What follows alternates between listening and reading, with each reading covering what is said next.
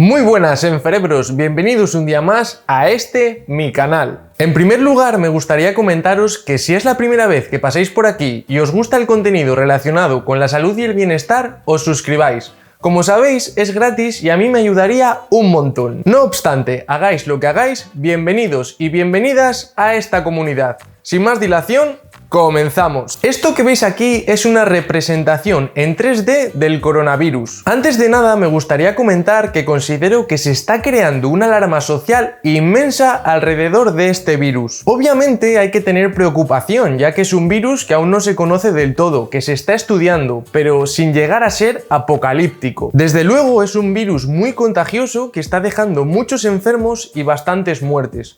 Pero de momento un porcentaje muy elevado de personas han superado la enfermedad sin problemas. Lo estimaban entre el 80 y el 90 y tantos % de recuperados. No hay que minimizar la magnitud, pero tampoco exagerarla.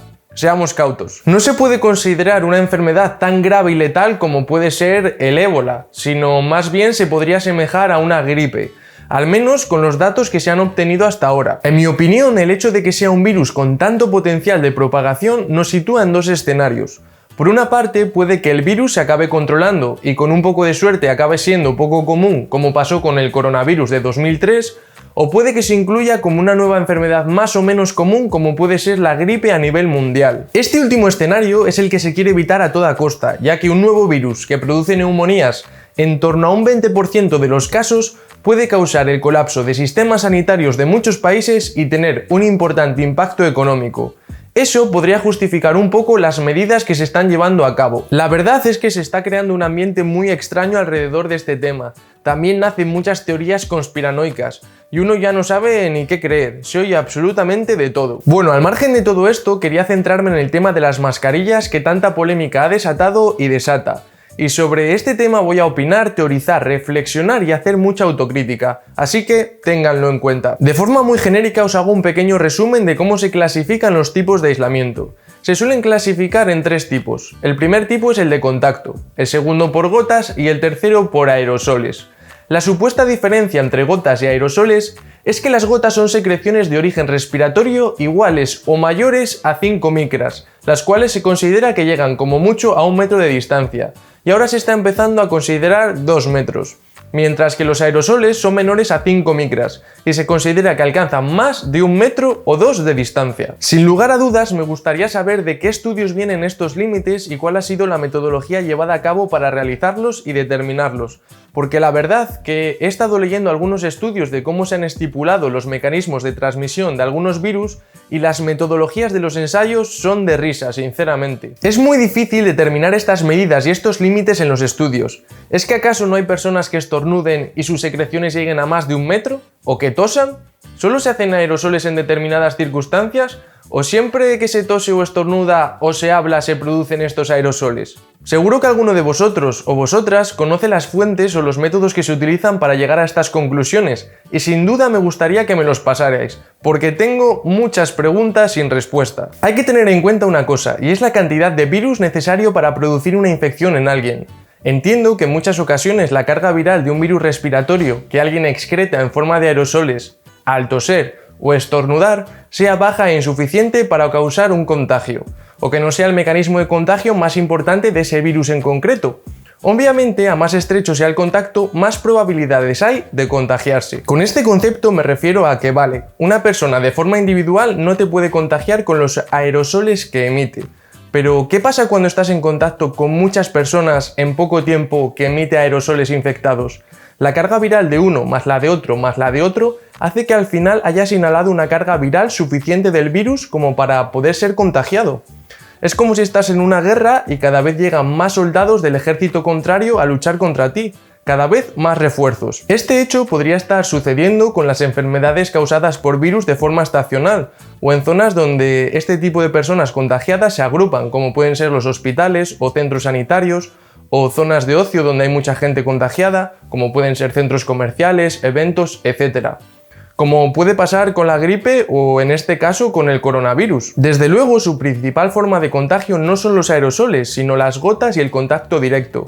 Pero se han detectado virus en los aerosoles que producen las personas. Si a esto le sumamos este concepto de carga viral acumulada, es decir, inhalar pequeñas cantidades de virus en poco tiempo de mucha gente, podría llegar a contagiar. A esto hay que sumarle el estado inmunológico de la persona, ya que igual a una persona sana la inhalación de aerosoles con baja carga viral no le afecta, y a una persona inmunodeprimida sí. También sucede que muchas de las enfermedades causadas por virus se están estudiando, como puede ser el caso de este coronavirus, y no se ha determinado de forma fehaciente si se produce el contagio o no realmente por aerosoles, por heces o por qué. En general creo que los protocolos de aislamiento, al menos en mi entorno conocido, son una pantomima y una patraña que se llevan a cabo de forma nefasta, partiendo de la base que los protocolos sean buenos, que en muchas ocasiones pongo en duda. En la mayoría de las ocasiones la cadena de aislamiento falla, ya sea en las instalaciones, en el material o en los propios profesionales. Aislamientos en urgencias realizados con una cortinilla, te avisan de que el paciente está aislado después de llevar toda la mañana dentro con él sin nada, cambian de aislamiento cada 2×3 de contacto a gotas o a respiratorio, quizás para un aislamiento respiratorio, que es el de aerosoles, no hay mascarillas de protección adecuadas, parte del personal accede sin el equipo de protección. Bueno, definitivamente un pitorreo, y sinceramente no creo que estemos preparados para una epidemia con un virus grave. Por cierto, como acabo de decir, a veces el personal entra sin protección, y esto para algunos compañeros y compañeras o para familiares y pacientes se entiende como un bajo riesgo. Y no hay que confundir el bajo riesgo con la irresponsabilidad personal. No se debe permitir, porque con que uno estropee la cadena nos vamos todos al garete. Bueno, que me disperso, vamos al tema de las mascarillas. Las mascarillas quirúrgicas no tienen mucho sentido como protección contra enfermedades transmitidas por aerosoles. Este tipo de mascarillas puestas en una persona enferma pueden reducir que todas esas secreciones, gotas o aerosoles se diseminen en el ambiente pudiendo contagiar a otras personas, pero no protegen de contraer la enfermedad, no tienen ningún tipo de filtro, inhalaríamos esos aerosoles. Y por cierto, no son reutilizables. Se supone, según los protocolos, que en el caso de que el tipo de contagio sea solo por gotas, se considera que a más de 1 metro o 2 sí pueden ser efectivas como protección. Pero como acabo de comentar, ¿en qué circunstancias? Por ejemplo, nosotros como enfermeros, ¿en qué casos estamos a más de 1 metro del paciente? Casi siempre estamos a menos.